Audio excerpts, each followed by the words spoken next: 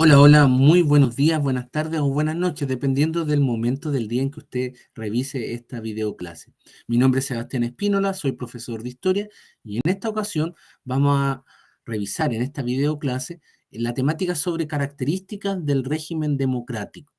Para analizar esta temática, cómo funciona la democracia específicamente en Chile, nos vamos a retrotraer y vamos a comenzar, ¿no es cierto?, analizando distintas nociones básicas de institucionalidad política, qué es un gobierno, eh, qué es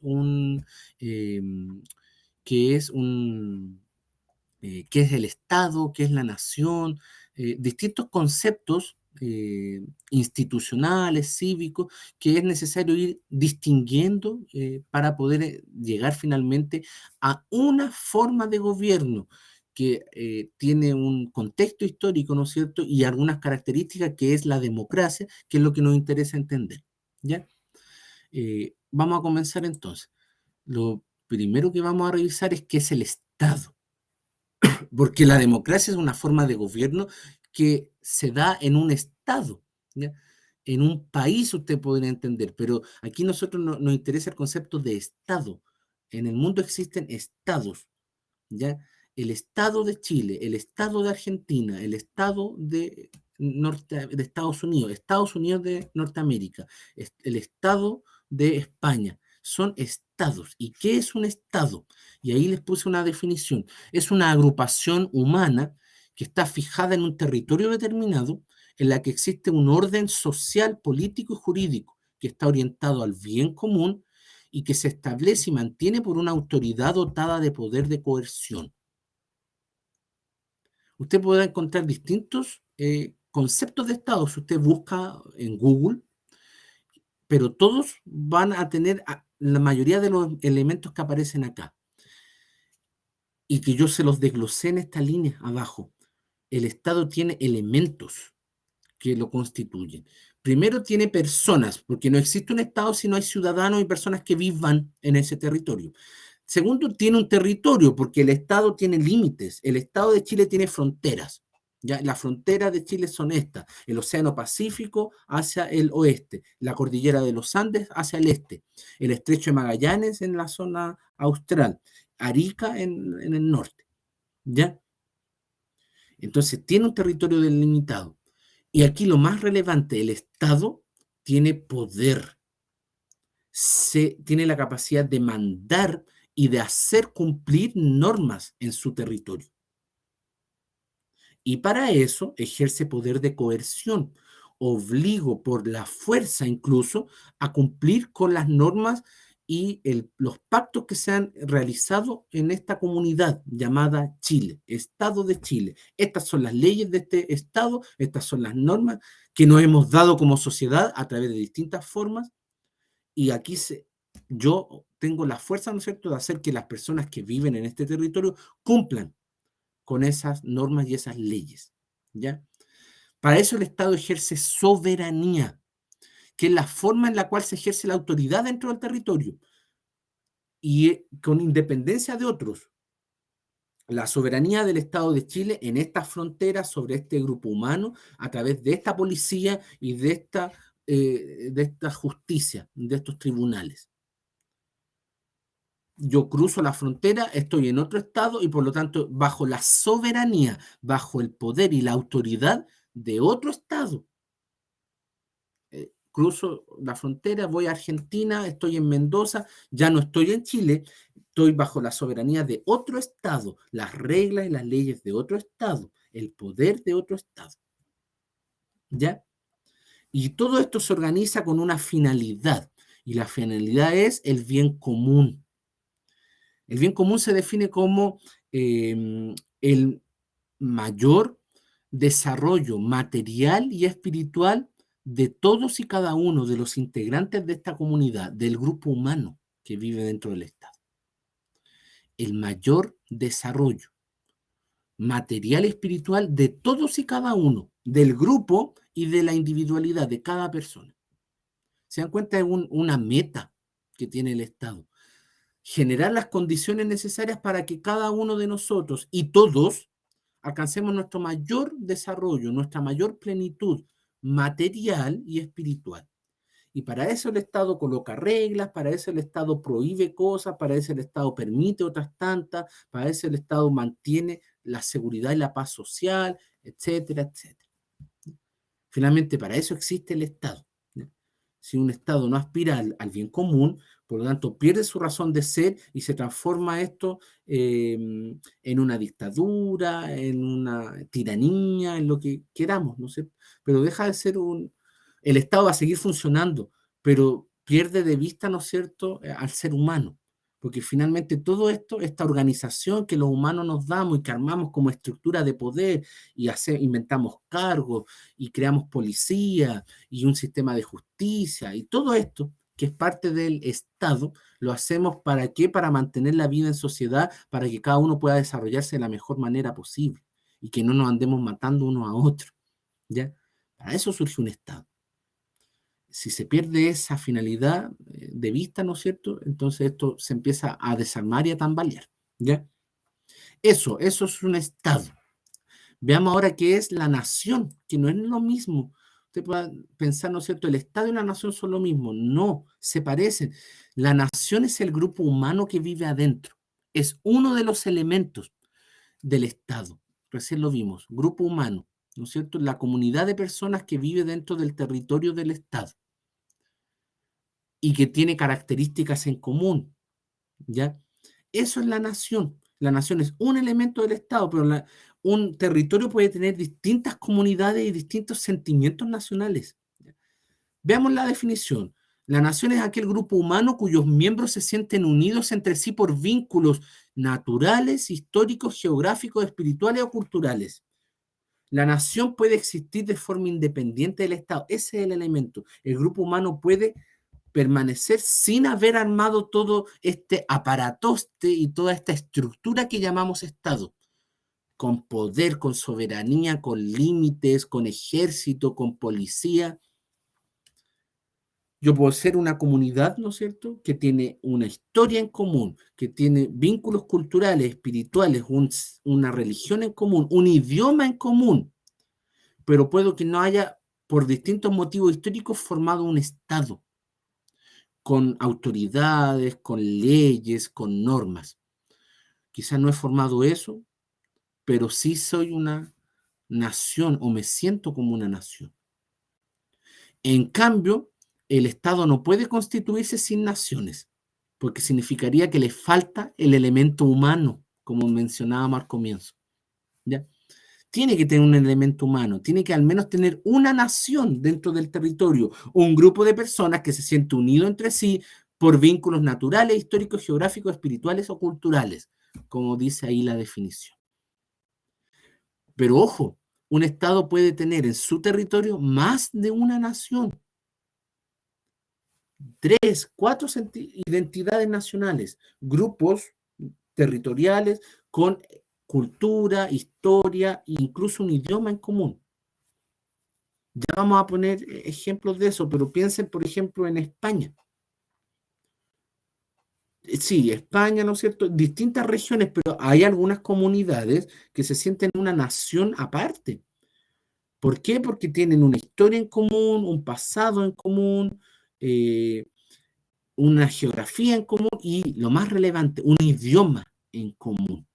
Estoy pensando en catalanes, estoy pensando en vascos. El País Vasco, una región dentro de España que tiene una bandera propia, un idioma propio y un pasado y una historia en común. Está dentro del Estado llamado España, Reino de España, pero cumple todos los requisitos para ser una nación aparte. Cataluña lo mismo, bandera, pasado, instituciones propias y un idioma. Lo más relevante es el idioma, generalmente la nación, ¿ya? La nación es un vínculo cultural, natural o es una voluntad de vivir juntos. Sí, la verdad es que tenemos tantas cosas en común que eh, tenemos la voluntad, ¿no es cierto?, de vivir juntos. Tiene elementos la nación. Generalmente son elementos étnicos, raciales. La gente, ¿no es cierto?, parece ser o tener un origen étnico similar, Por lo tanto, aquí ya estoy viendo un elemento de identidad nacional, ¿ya? La unidad lingüística, que para muchos teóricos es la más relevante en la nación. Piensen que en Europa, por ejemplo, el idioma marca la nación. Si yo hablo francés, soy de Francia. Si yo hablo español, soy de España. Si yo hablo inglés, soy de Inglaterra. Si yo hablo alemán, soy de Alemania. Si yo hablo croata, soy de Croacia. Si yo hablo belga, soy de Bélgica. Eh, y así. De hecho, el idioma es lo mismo que la nación, así de relevante. Acá en Latinoamérica es un poco distinto, porque resulta que desde México hasta acá hablamos español, salvo en alguna que otra isla por ahí, salvo Brasil, que habla portugués, ¿no es cierto? Y todos hablamos español, pero algún detalle tendremos, ¿no es cierto?, para diferenciarnos como identidades nacionales. El acento es distinto el chileno, ¿no es cierto?, que el argentino, y que el peruano, que el venezolano. Hablan el español de distintas formas, con detalles distintos, con acentos distintos, con palabras distintas. ¿Nos podemos entender entre todos? Sí, porque es el mismo idioma, pero tenemos acentos distintos. Y eso habla, ¿no es cierto?, de identidades nacionales también distintas.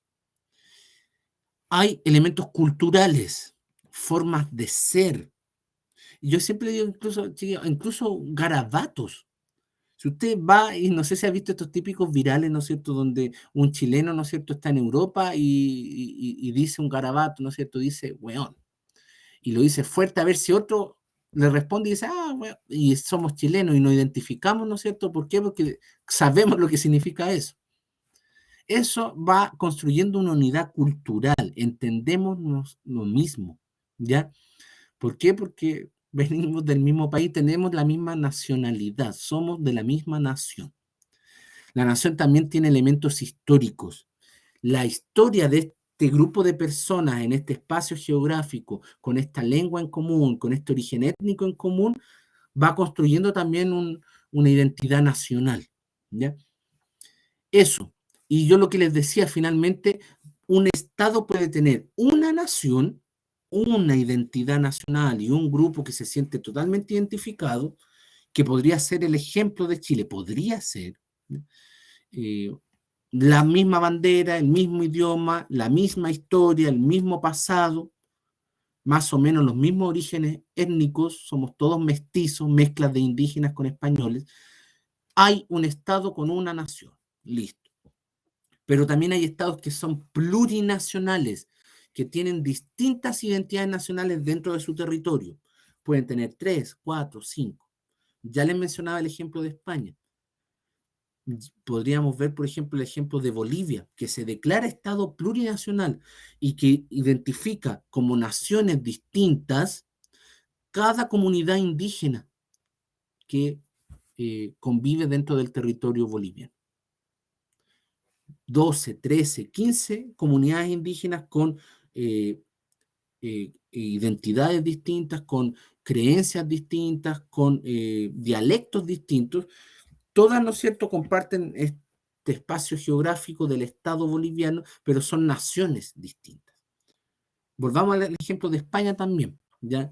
Distintas regiones, Galicia, País Vasco, Cataluña, Andalucía, con, ¿no es cierto?, identidades, elementos distintos que podríamos identificar como naciones distintas. Si bien España no es un Estado plurinacional, sí tiene distintas identidades nacionales en su territorio y eso es crucial. De hecho, es tan notorio que incluso hay territorios donde se habla idiomas distintos. En Cataluña se habla catalán, similar al español, pero no igual. En el País Vasco se habla vasco, no similar al español, muy distinto. El vasco es sumamente distinto al español. Y es un idioma distinto y es un territorio dentro de España. Eso. Espero que haya quedado claro entonces la diferencia entre Estado y nación, para seguir viendo otros elementos y conceptos que usamos, ¿no es cierto?, para entender la organización de gobierno de un país. Régimen político. ¿Qué es el régimen político? Es el conjunto de instituciones y normas que regulan el gobierno en un Estado, que regulan cómo y quién ejerce el gobierno, quién administra y gobierna ese país, ese Estado, esa estructura de la cual nosotros hablábamos al comienzo. ¿Ya? Existen varios tipos de regímenes políticos, de acuerdo con distintos principios políticos y sociales. Acá yo les puse los tres más comunes: las monarquías, las democracias y las autocracias. Aquí nos viene recién a aparecer el tema de la democracia. ¿Ya? Una monarquía es un gobierno, el gobierno de un Estado en el cual una persona con limitaciones, ¿ya? Eh, gobierna, ¿no es cierto?, ya sea por la ley o por la voluntad de Dios, por una voluntad divina. Eso es una monarquía, el gobierno de una persona, el gobierno de una persona, pero con limitaciones. Esas limitaciones vienen dadas por la ley o por la voluntad de algún dios o por las normas religiosas, ¿no es cierto?, de tal religión. Las monarquías suelen clasificarlas en monarquías absolutas. El rey se entiende como un portavoz, ¿no es cierto?, de Dios, y por lo tanto solo responde ante ese Dios, y por lo tanto esa es una monarquía absoluta, porque no hay ninguna regla humana para ese rey. O monarquías constitucionales, que son aquellas monarquías, ¿no es cierto?, donde el rey tiene límites escritos en la ley fundamental del país, que se llama Constitución. Actualmente en Europa la mayoría de las monarquías que existen y sobreviven son constitucionales.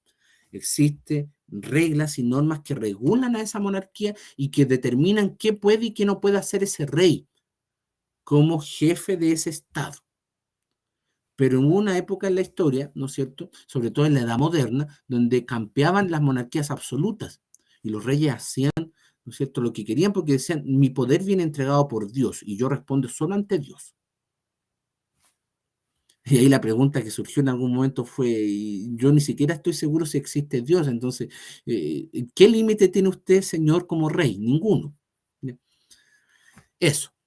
Después, los sistemas democráticos o los regímenes políticos de carácter democrático son aquellos gobiernos de los ciudadanos, donde los ciudadanos gobiernan directamente o gobiernan indirectamente.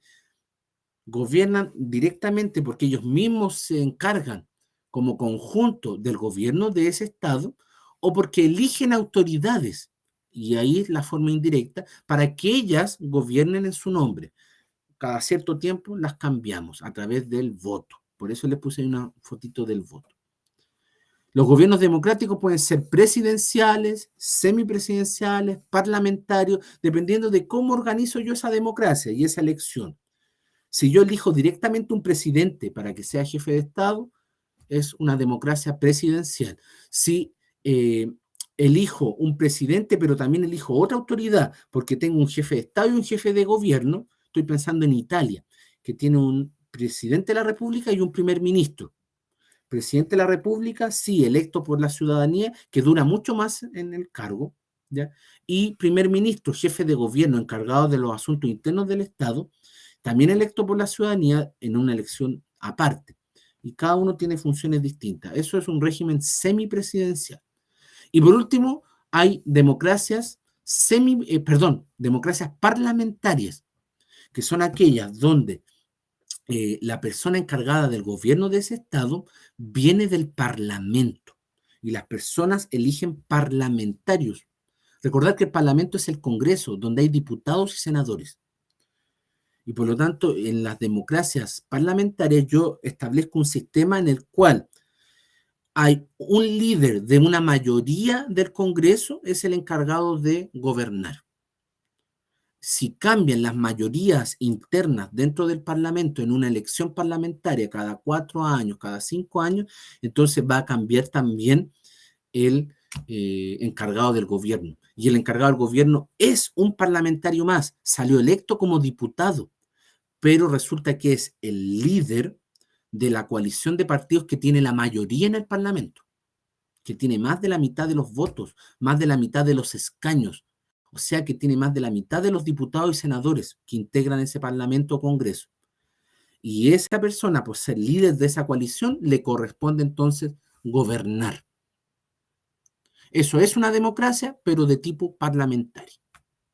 Por último, tenemos los regímenes autocráticos, que son aquellos donde una persona o un partido gobierna sin límites legales. No es como la monarquía, donde sí había límites, ya sean puestos por Dios o por las leyes. Acá no hay límites. Estamos hablando de dictaduras. Quizá usted a esa palabra la va a sentir más. Estamos hablando de dictaduras que pueden ser totalitarias o autoritarias. Eh, en la medida en que qué control tienen, o si tienen un control total de la vida de las personas que viven en ese estado y controlan absolutamente todo, es un totalitarismo, un régimen autocrático de carácter totalitario. Si lo que tienen es mucha autoridad y poder, pero no lo controlan y tampoco aspiran a controlarlo todo, es un régimen autocrático, pero autoritario. Acá hay limitación de libertad y derechos de las personas, pero no es una dictadura total. Recordar que totalitarismo han existido solo tres en la historia: el nazismo en Alemania, el fascismo en Italia y el comunismo. Esos son los sistemas totalitarios, donde el Estado, hay un gobierno de una persona o de un partido que no tiene ninguna limitación legal y hace lo que quiere, aspira a tener control total de todo lo que ocurre en el país. Y autoritarismos son dictaduras de una persona, de un partido, pero que no aspiran al control total, sino que restringen libertades, ¿no es cierto? Dictaduras en la humanidad han existido muchas. En nuestro país tuvimos una dictadura y fue autoritaria. Es un régimen autocrático. Había un grupo de personas, 4 comandantes en jefe que tenían ninguna limitación legal para gobernar, pero que no aspiraban al control total de la sociedad. Pues en la sociedad pasaban cosas, habían religiones, habían instituciones, que había más limitaciones en el espacio público, pero pasaban muchas cosas y nadie aspiraba, ¿no es cierto?, a imponer una sola visión religiosa, imponer solo un... Ojo que ahí el límite entre pasar de un autoritarismo a un totalitarismo es medio difuso, ¿ya? Hay que hilar fino. Pero como les digo, solo han existido 3 regímenes autocráticos de carácter totalitario en la historia, que son el fascismo, el nazismo y el comunismo. Los demás son regímenes autocráticos autoritarios. Eso con lo que es un régimen político. Avancemos y veamos ahora lo que es el gobierno. El gobierno lo definimos como conjunto de magistraturas públicas encargadas de dirigir y orientar la acción del Estado hacia el bien común. Recordar que lo vimos al comienzo, el Estado tiene como finalidad el bien común. Hay personas encargadas, instituciones, magistraturas encargadas de gobernar el país para mantener al Estado orientado hacia el bien común y que no pierda esa brújula, porque es su finalidad. Los gobernantes entonces poseen el mandato entregado por la ciudadanía de dirigir y orientar la acción del Estado, para lo cual disponen de todos los medios legales, disponen de la autoridad, del poder de coerción y de la legitimidad y el poder para hacerse obedecer ante la sociedad. El desorden público altera, ¿no es cierto?, el bien común, afecta a los ciudadanos y el Estado tiene entonces las facultades legales para, a través de carabineros y la policía, y volver a imponer, ¿no es cierto?, el orden, volver a restablecer el orden. Y para eso es fundamental que los gobernantes puedan ordenar, ¿no es cierto?, el uso de la fuerza pública. El Estado tiene como institución el monopolio de la fuerza pública, el monopolio de la fuerza legítima, dice Max Weber, que es un sociólogo que teorizó sobre esto. La policía en un Estado ejerce la fuerza, me puede obligar a mí a hacer algo por la fuerza física, algo que quizás yo no quiero hacer, en nombre del bien común. Me puede obligar a hacerlo, puede llevarme por la fuerza. Incluso si yo no obedezco, me pueden disparar, me pueden pegar, y eso es legítimo. Por supuesto que tiene límites, los derechos humanos son el límite, pero es legítimo que el Estado, ¿no es cierto?, para restablecer el orden, ejerza fuerza, ¿ya?, sobre un grupo de personas. ¿Por qué? Porque la brújula es el bien común, el bien de todos y cada uno. ¿ya? Y si yo hay 10 personas que me están interrumpiendo, ¿no es cierto?, el bien común, o me están entorpeciendo, ¿no es cierto?, el bienestar de la mayoría, entonces, para eso está la fuerza pública, ¿ya? Para ejercerla. Y decíamos que el gobierno es el conjunto de autoridades que tiene como encargo, ¿no es cierto?, mantener y dirigir el Estado hacia el bien común. Y aquí yo les puse algunos, ¿no es cierto?, de fundamentalmente el gobierno recae en manos de uno de los tres poderes del Estado, que es el poder ejecutivo, ¿no es cierto?, que está dirigido por el presidente de la República, esa es la magistratura en específico, y sus ministros de Estado, que son aquellos asesores, ¿no es cierto?, que le ayudan en distintas materias. La principal función del Poder Ejecutivo es conducir los intereses generales de la nación a través de la dirección del Estado, la administración del gobierno y la implementación de políticas públicas. Usted encuentra ahí en el recuadro rosado, ¿no es cierto?, esos elementos. Eso es el gobierno y ese es el gobierno en Chile. El presidente de la República, sus ministros y su función, dirigir el Estado, administrar el Estado, implementar políticas públicas. Continuemos para ver eh, dos tipos de gobiernos, ¿ya? El gobierno, el conjunto de magistraturas, dependiendo de cómo yo organizo esas magistraturas, puedo tener república y democracia, que son, yo diría, las dos formas de gobierno más relevantes históricamente o en la época contemporánea. ¿Por qué? Porque muchos estados como Chile se declaran repúblicas democráticas, se definen a sí mismos.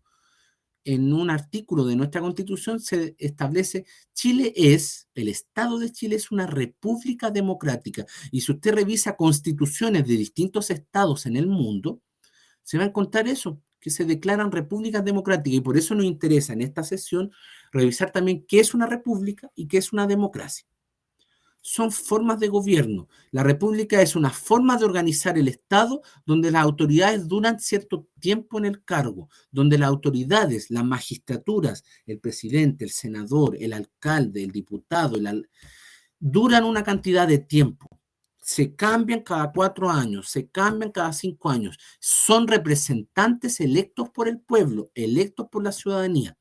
En una república es fundamental entonces la participación de los ciudadanos eligiendo esas autoridades, la separación de poderes, porque yo digo poder ejecutivo para que gobierne el Estado, poder legislativo para que redacte leyes, diputados y senadores, poder judicial, tribunales de justicia, ¿para qué? Para que administren justicia, ¿no es cierto? Jueces para que administren justicia.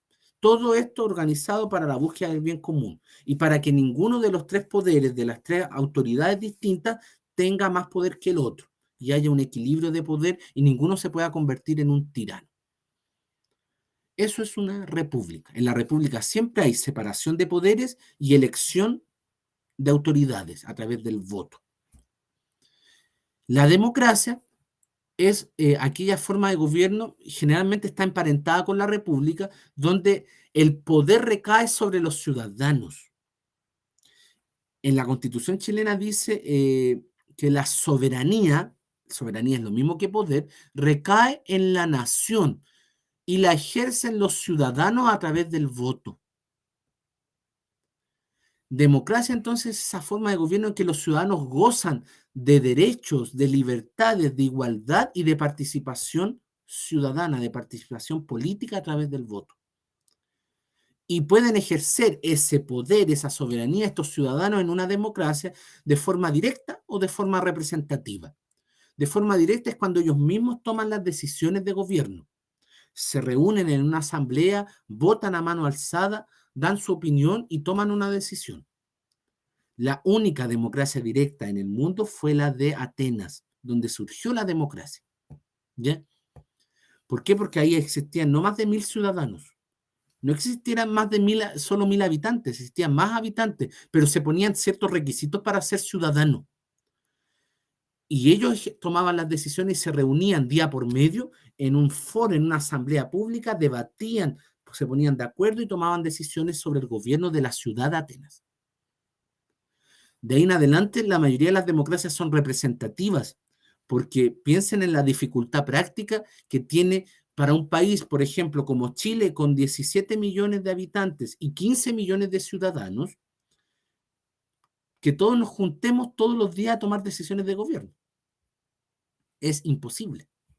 Y que nos pongamos de acuerdo. Para eso entonces existen las democracias representativas. Los 15 millones de ciudadanos eligen un grupo pequeño de representantes para que ejerzan los cargos de gobierno y gobiernen en su nombre en un periodo determinado de tiempo. Elijo un presidente, elijo diputados y senadores, elijo alcaldes, elijo concejales, etc. Van a gobernar, ¿no es cierto?, por un periodo de tiempo. Y después los cambiaremos, los mantendremos, eso lo verá la ciudadanía. Eso es la democracia. Se dan cuenta, tienen elementos en común y por eso generalmente van siempre asociados. República, democracia. Nuestra legislación dice que Chile es un Estado unitario, aquí más conceptos que es necesario entender, y que Chile es un país soberano que se define como república democrática. Se lo mencionaba yo recién en la clase. Que Chile se diga Estado unitario significa que la ley es una sola para todo el país. Se lo puse aquí abajo. Les puse ahí el ejemplo, por ejemplo, de una nueva ley. Nueva ley hace ya varios años, ¿no es cierto? Esto es 2014, por ahí, 2013.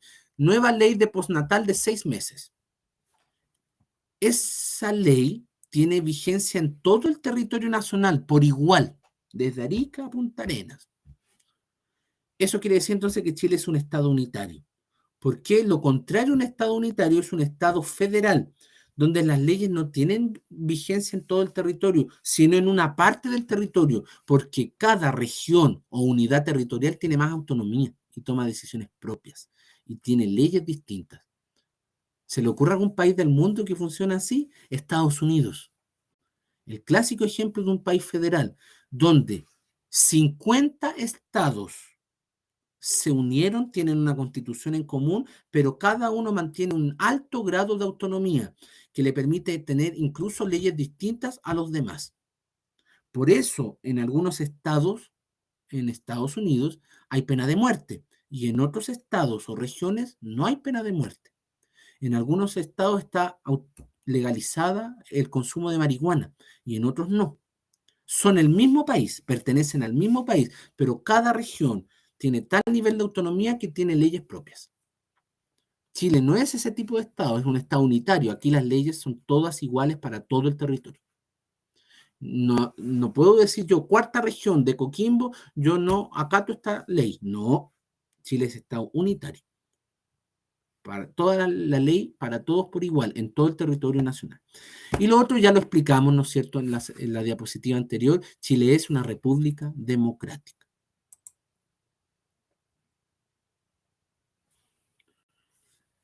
Continuemos también, vamos acercándonos ya al final, con la idea de la separación de poderes del Estado, ¿ya?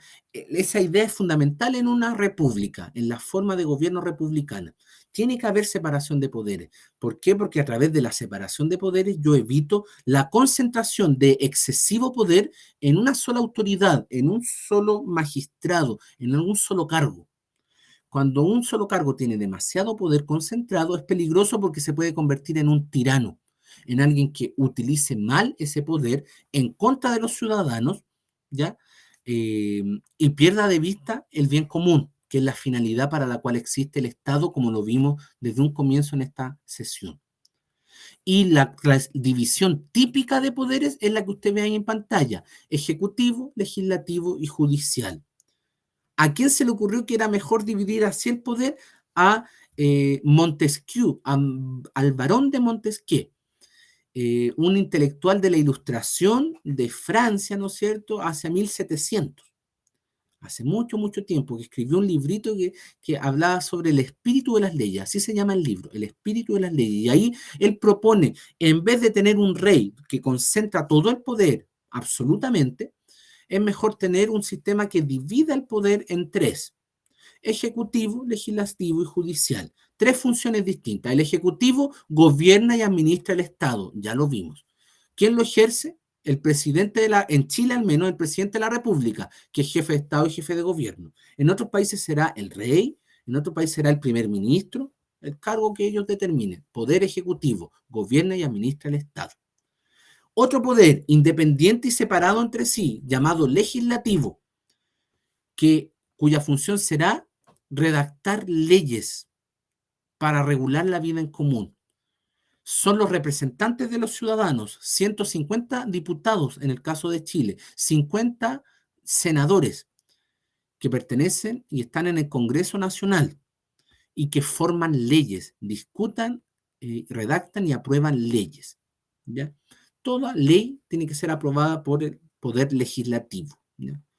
Y por último, el tercer poder, el poder judicial, el que aplica las leyes y hace que se cumplan, son los tribunales de justicia. Su función primordial es administrar y aplicar justicia.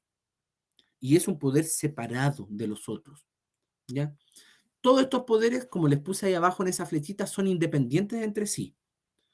Y en su conjunto, a los tres les corresponde, ¿no es cierto?, la gobernanza del Estado, con funciones específicas, como acabamos de ver. Por último, mencionemos, ¿no es cierto?, que estos poderes del Estado son fiscalizados. Hay instituciones autónomas, independientes, que tienen como función primordial fiscalizar que el Poder Ejecutivo haga su pega y lo haga bien y respete las leyes. Porque todas las funciones de cada uno de estos poderes están en la ley más importante de un país, que es la Constitución, que ya vamos a estudiar en profundidad en otra videoclase, ¿ya? La ley más importante de un país es la Constitución, y en la Constitución se determina el Poder Ejecutivo es el presidente de la República, sus ministros, y estas son sus funciones. Alguien tiene que supervisar que eso se cumpla y que no pasen a llevar las leyes y las normas. Y para eso hay instituciones. Lo mismo para el Poder Legislativo, para el Congreso, lo mismo para los tribunales de justicia. Y aquí hay algunas de estas instituciones en Chile que están a cargo de fiscalizar que se cumplan las normas en distintos ámbitos y áreas del gobierno del Estado. La Contraloría, por ejemplo, ejerce control de la legalidad de los actos de la administración, o sea, legalidad de los actos del gobierno, y fiscaliza además los gastos del gobierno para que se respeten las leyes de presupuesto aprobadas por el Congreso y la plata que se dijo que se iba a gastar en esto, se gaste efectivamente en esto y no en otra cosa. ¿Ya? Esas son las funciones de control que hace la Contraloría General de la República. Existe otra institución, el Tribunal Constitucional, que es el encargado de velar por la constitucionalidad de todos los actos jurídicos del Estado, que toda ley, que toda norma, que todo decreto aprobado en el país cumpla con los márgenes y el espíritu de la Constitución, que es la ley más importante de todas, la que raya la cancha, la que establece los márgenes de acción. Y el Tribunal Constitucional es encargado que eso se cumpla, que ninguna ley aprobada por el Congreso, que ningún decreto de un alcalde, que ninguna norma de un ministro salga o rompa con lo que establece la Constitución. Para eso está el Tribunal Constitucional. Hay tribunales electorales, que son aquellos que revisan que se cumpla la ley electoral, que se cumplan los requisitos para que una persona sea candidato, que se cumplan los requisitos para que esa persona gane, ¿no es cierto?, una elección, para que se cumplan, ¿no es cierto?, los mecanismos y el sistema electoral que el país tiene. Encargados de todo eso están los tribunales electorales. Conocen los escrutinios, los votos, califican la elección. Existen a nivel nacional y a nivel regional. ¿Ya? Y por último, en temas económicos, existe el Banco Central, otro organismo autónomo que tiene como función regular la cantidad de dinero y de crédito circulante en un país, en el caso en Chile. Imparte distintas normas monetarias, crediticias, financieras, cambiarias, para que la economía funcione de acuerdo a lo que la misma Constitución le puso como función al Banco Central, que es ser el encargado de imprimir los billetes en el país y de regular, ¿no es cierto?, la tasa de interés y la política financiera del país, que a diferencia de lo que usted cree, no la impone el ministro de Hacienda de un presidente, la regula el Banco Central. Por supuesto que el ministro de Hacienda tiene un margen de acción y puede hacer algunas cosas, pero los límites macros, los límites grandes, los coloca el Banco Central. ¿Ya? Por ejemplo, la definición de la tasa de interés máxima que pueden cobrar los bancos en Chile. ¿Quién pone ese límite? El Banco Central. ¿Ya? y es una institución también de fiscalización, de que se cumplan las normas, ¿no es cierto?, del país, en este caso en términos económicos, monetarios, financieros. Y con eso llegamos a la parte final, ¿no es cierto?, de nuestra videoclase de hoy. Espero que le haya sido de mucha utilidad, que haya quedado todo claro. Los dejo invitados, ¿no es cierto?, a una siguiente videoclase donde revisaremos más temáticas, ¿no es cierto?, de la asignatura de historia. Cuídense mucho y que estén muy, muy bien. Chao, chao.